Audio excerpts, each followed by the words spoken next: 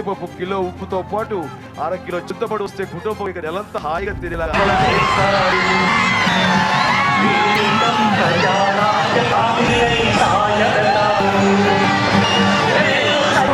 రాజ్యం తీసుకున్న నిర్ణయానికి ఎక్కడ వెళ్ళిన విశేష స్పందన రావడం, ఆశీస్సులు లభించడం అది మాకు తొలి విషయంగా భావిస్తున్నాం.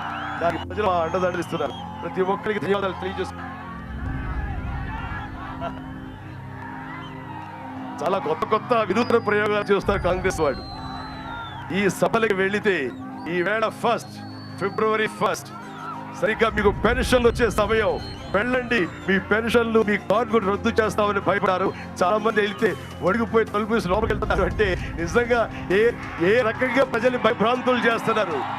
ఈ రకంగా భయభ్రాంతులు చేసి సభలు కాకుండా చేయించేమో, కానీ రేపు ఓటు వేసే ముందు వాళ్ళ మనసుని వీళ్ళ ఆధీనం చేసుకోలేరు, వీళ్ళ మనసుని కంట్రోల్ చేయలేరు. ఏమి చెప్పి వాళ్ళ బంగారు భవిష్యత్తుని వీళ్ళు నాశనం చేయగలరు. మీ భవిష్యత్తు మీ చేతుల్లో ఉంది.